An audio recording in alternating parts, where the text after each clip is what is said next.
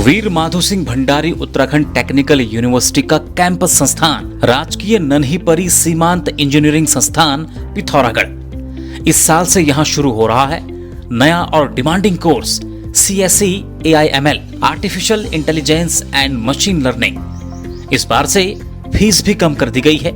अब लड़कियों के लिए मात्र 26,250 और लड़कों के लिए सिर्फ 30,000 रुपए प्रति सेमेस्टर। साथ ही सरकारी स्कॉलरशिप और शानदार प्लेसमेंट असिस्टेंस की पूरी सुविधा।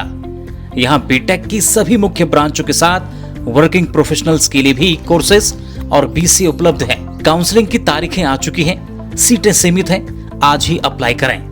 नमस्कार, मैं हूं प्रदीप सेक्रियाल और आप देख रहे हैं न्यूज PTS टीवी का खास कार्यक्रम देवभूमि की बात। देश भले ही डिजिटल इंडिया, एक्सप्रेसवे और बुलेट ट्रेन के दौर में आगे बढ़ रहा हो, लेकिन इसी प्रदेश के पहाड़ों में आज भी एक बहुत बड़ी आबादी ऐसी है जो सिर्फ एक अदद सड़क के लिए तरस रही है।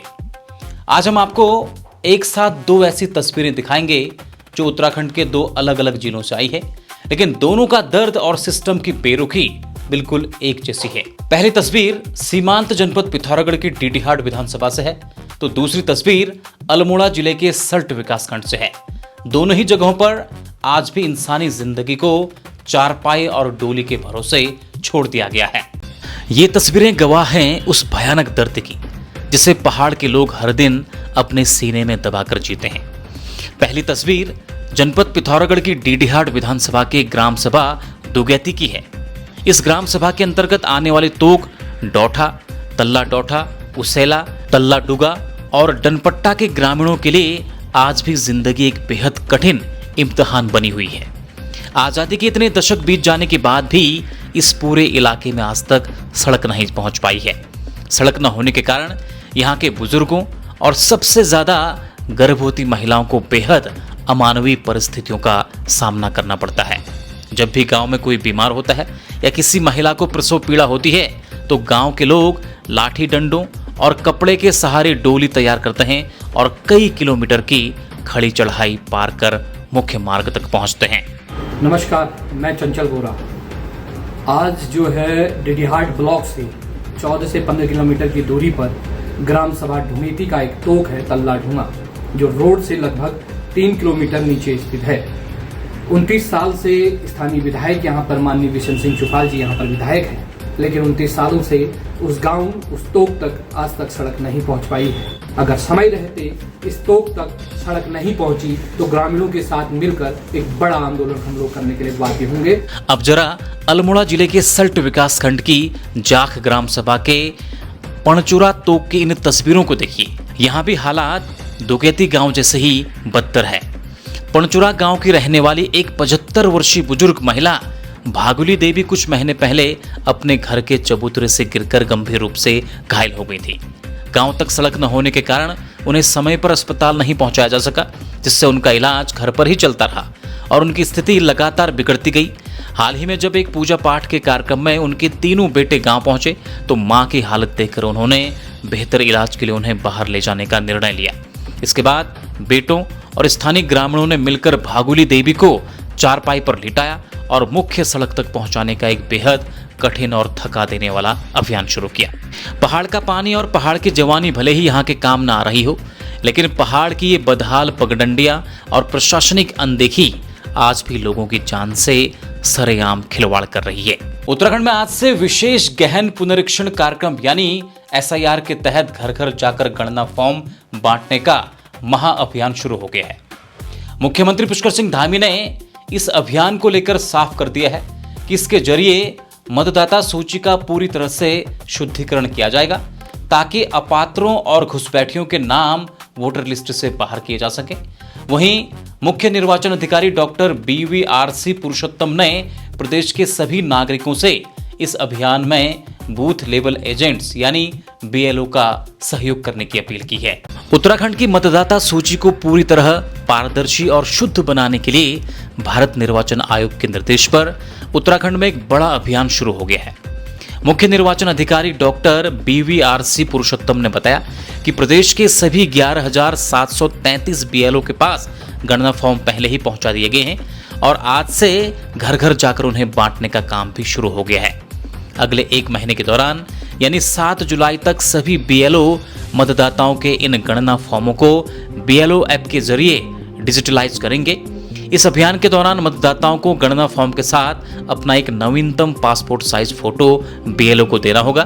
लेकिन राहत की बात यह है कि 8 जून से 7 जुलाई के बीच घर घर भ्रमण के दौरान मतदाताओं को फोटो के अलावा कोई भी अन्य दस्तावेज नहीं देना होगा। प्रशासन ने कामकाजी और नौकरी पेशा लोगों की सहूलियत का भी इस बार खास ख्याल रखा है। अगर कोई मतदाता दिन के समय अपने घर पर उपलब्ध नहीं रहता तो वह book a call with BLO feature की मदद से सिर्फ एक क्लिक पर अपने बीएलओ के साथ अपॉइंटमेंट बुक करा सकता है। इसके लिए मतदाता निर्वाचन आयोग की वेबसाइट voters.eci.gov.in पर जा सकते हैं या फिर ECI net mobile app download कर कॉल बुक कर सकते हैं, जिसके 2 दिन के भीतर बीएलओ खुद उनसे संपर्क करेगा। इसके अलावा यदि क्षेत्र भ्रमण के दौरान कोई मतदाता घर पर नहीं मिलता है तो बीएलओ 3 बार उनके घर का चक्कर लगाएंगे और घर के बाहर एक स्टिकर चिपकाएंगे जिस पर अगली विजिट की तारीख और बीएलओ का मोबाइल नंबर लिखा होगा, ताकि मतदाता अपनी सुविधा अनुसार उनसे संपर्क कर सके। मतदाता खुद भी ECI नेट ऐप के जरिए अपना गणना फॉर्म ऑनलाइन डाउनलोड कर सकते हैं और इसे भरकर वापस अपलोड कर सकते हैं। इस पूरी प्रक्रिया के दौरान यदि कोई भी पात्र व्यक्ति मतदाता सूची में अपना नया नाम दर्ज करवाना चाहता है तो वह अपने बीएलओ से संपर्क कर फॉर्म 6 भर सकता है, जिस पर दावे और आपत्तियों के निस्तारण के समय विचार किया जाएगा।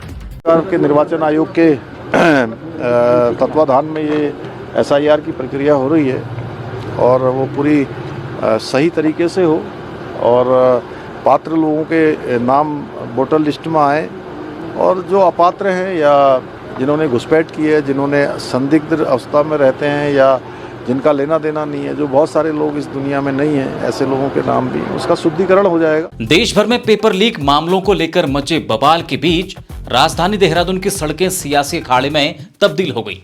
पेपर लीक के मुद्दे पर केंद्र सरकार को घेरते हुए छात्र संगठन NSUI के कार्यकर्ताओं ने देहरादून में एक बहुत बड़ा और उग्र विरोध प्रदर्शन किया। उत्तराखंड सचिवालय कूच के दौरान प्रदर्शनकारियों और पुलिस के बीच तीखी नोकझोंक, धक्का मुक्की हुई और हालात को काबू करने के लिए पुलिस को वाटर कैनन का इस्तेमाल करना पड़ा। इस प्रदर्शन में छात्रों को समर्थन देने उत्तराखंड के पूर्व मुख्यमंत्री हरीश रावत समेत कांग्रेस के कई दिग्गज नेता भी सड़कों पर उतरे। ये तस्वीरें राजधानी देहरादून की हैं, जहां सोमवार 8 जून को NSUI के राष्ट्रीय अध्यक्ष विनोद जाखड़ के नेतृत्व में सैकड़ों कार्यकर्ताओं ने सचिवालय घेराव के लिए कूच किया। देश में लगातार सामने आ रहे पेपर लीक मामलों को लेकर छात्रों का गुस्सा सड़कों पर फूट पड़ा। जैसे ही प्रदर्शनकारी सचिवालय की तरफ बढ़े, पुलिस ने मुस्तैदी दिखाते हुए उन्हें सुभाष रोड पर ही भारी बैरिकेडिंग लगाकर रोक दिया। इस दौरान पुलिस और उग्र प्रदर्शनकारियों के बीच तीखी नोकझोंक भी हुई और बात धक्का मुक्की तक पहुंच गई। देखते ही देखते माहौल बेहद तनावपूर्ण हो गया और कई छात्र संगठन से जुड़े युवा सरकार विरोधी नारे लगाते हुए बैरिकेडिंग के ऊपर चढ़ गए। प्रदर्शनकारियों के भारी आक्रोश को देखते हुए और उन्हें बैरिकेडिंग के नीचे उतारने के लिए पुलिस को वाटर कैनन का इस्तेमाल करना पड़ा। पानी की तेज बौछारें पड़ने के बाद भी प्रदर्शनकारी पीछे हटने को तैयार नहीं हुए और बैरिकेडिंग के ऊपर डटे रहकर लगातार केंद्रीय शिक्षा मंत्री धर्मेंद्र प्रधान के इस्तीफे की मांग करते रहे। छात्रों के इस बड़े आंदोलन को धार देने के लिए कांग्रेस के दिग्गज नेता और पूर्व मुख्यमंत्री हरीश रावत, चुनाव प्रबंधन समिति के अध्यक्ष हरक सिंह रावत और चुनाव अभियान समिति के अध्यक्ष प्रीतम सिंह भी मौके पर पहुंचे। उधमसिंह नगर जिले में खुशियों का माहौल चंद मिनटों में मातम और भारी बवाल में तब्दील हो गया। खटीमा के एक मैरिज हॉल में निकाह के दौरान दहेज और मेहर की रकम को लेकर ऐसा विवाद खड़ा हुआ कि दुल्हन के पिता को दिल का दौरा पड़ गया और अस्पताल में उन्हें मृत घोषित कर दिया गया। पिता की मौत की खबर सुनते ही वहां मौजूद भीड़ का गुस्सा 7वें आसमान पर पहुंच गया। गुस्साए लोगों ने दूल्हे और बारातियों को बंधक बनाकर जमकर पीटा। हालात इतने बेकाबू हो गए कि बारातियों को छतों से कूदकर अपनी जान बचानी पड़ी। उत्तराखंड के खटीमा स्थित इस्लामा नगर में रविवार की रात तक सब कुछ सामान्य था। शहनाइयां बज रही थी, बारात का स्वागत हो चुका था, लेकिन निकाह के ठीक पहले दुल्हा पक्ष की एक ऐसी डिमांड सामने आई जिसने लड़की के बेबस पिता की जान ही ले ली। बरेली के बड़ा फरीदपुर से आई इस बारात में निकाह के वक्त मेहर की रकम और दहेज को लेकर विवाद शुरू हुआ। लड़की पक्ष का आरोप है कि शादी तय होने के बाद से ही लड़का पक्ष लगातार अपनी मांगें बढ़ा रहा था। पहले स्कूटी की डिमांड की गई, फिर उसकी जगह महंगी स्पोर्ट्स बाइक और 1 लाख रुपए कैश मांगे गए। हद तो तब हो गई जब निकाह के समय लड़की पक्ष ने 5 लाख रुपए मेहर तय करने की बात कही, लेकिन लड़का पक्ष सिर्फ 21,000 रुपए पर अड़ गया। काफी देर तक चली मान मनोबल के बाद भी जब दुल्हा पक्ष नहीं माना तो इस भारी तनाव और सदमे को दुल्हन के पिता नहीं झेल पाए। उन्हें निकाह मंडप में ही दिल का दौरा पड़ गया। आनन फानन में उन्हें अस्पताल ले जाया गया, जहां डॉक्टरों ने उन्हें मृत घोषित कर दिया। जैसे ही पिता की मौत की खबर मैरिज हॉल पहुंची, वहां चीख पुकार मच गई। शादी की खुशियां पल भर में आक्रोश में बदल गई। स्थानीय लोगों और परिजनों ने दूल्हे मोहम्मद आरिफ, उसके भाई मोहम्मद खालिद और बहनोई अता हुसैन समेत कई बारातियों को बंधक बना लिया और उनकी जमकर धुनाई कर दी। मंजर इतना खौफनाक था कि मैरिज हॉल में कुर्सियां तोड़ दी गई।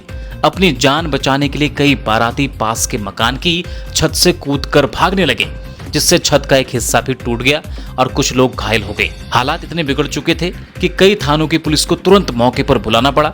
पुलिस ने सूझबूझ दिखाते हुए महिलाओं, बच्चों और बाकी बारातियों को भीड़ के चंगुल से सुरक्षित बाहर निकाला। देर रात तक पुलिस की मौजूदगी में दोनों पक्षों के बीच समझौते की बातचीत चलती रही। नगर पिथौरागढ़ के एक रेस्टोरेंट में अचानक भीषण आग लग गई। आग लगने की इस घटना से पूरे इलाके में हड़कंप मच गया, लेकिन स्थानीय लोगों और फायर ब्रिगेड की टीम ने एक बड़ा हादसा होने से इसे टाल दिया। इसके साथ ही आगजनी की बढ़ती घटनाओं को देखते हुए अग्निशमन विभाग ने शहर के कई बड़े होटलों और अस्पतालों में सुरक्षा इंतजामों को लेकर एक बड़ा चेकिंग अभियान भी चलाया। घटना दोपहर करीब 12 बजे की है। नगर पिथौरागढ़ के लिंक रोड स्थित गुप्ता तिराहे के पास मौजूद एक रेस्टोरेंट के किचन क्षेत्र में अचानक आग भड़क उठी। देखते ही देखते आग ने विकराल रूप ले लिया और रेस्टोरेंट से धुआं उठने लगा। स्थानीय लोगों ने पानी से आग बुझाने की काफी कोशिश की, लेकिन आग बढ़ते ही जा रही थी। घटना की सूचना तत्काल फायर स्टेशन पिथौरागढ़ को दी गई। सूचना मिलते ही फायर यूनिट की टीम मोटर फायर इंजन के साथ घटनास्थल पर पहुंच गई। फायर कर्मियों ने तुरंत मोर्चा संभाला और मोटर फायर इंजन से पंपिंग कर होजरील के माध्यम से पानी डालकर आग को चारों तरफ से फैलने से रोका और उस पर पूरी तरह काबू पाया। इस हादसे में किचन में रखी सामग्री और कुछ अन्य सामान जलकर क्षतिग्रस्त जरूर हुआ है, लेकिन राहत की बात यह है कि समय रहते कार्यवाही होने से किसी भी प्रकार की जनहानि नहीं हुई। इस घटना के तुरंत बाद अग्निशमन एवं आपात सेवा केंद्र पिथौरागढ़ ने शहर में सुरक्षा व्यवस्थाओं को लेकर सख्ती बढ़ा दी है।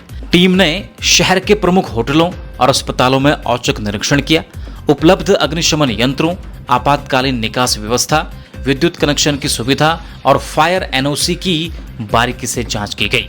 अब आपके शहर में आ गया है लॉयड, हैवेल्स ब्रांड का सबसे भरोसेमंद शोरूम, माँ भगवती एंटरप्राइजेस, निकट बिष्ट हॉस्पिटल, टकाना, पिथौरागढ़। यहाँ उपलब्ध है Lloyd AC, LED TV, refrigerator, washing machine, RO, chimney, बेहतरीन ऑफर्स व आसान ईएमआई सुविधा उपलब्ध। खबरों में बने रहने के लिए न्यूज़ पीटीएस टीवी को सब्सक्राइब करें और बेल आइकन दबाएं और साथ ही फेसबुक पर न्यूज़ पीटीएस टीवी पेज को लाइक या फॉलो करें।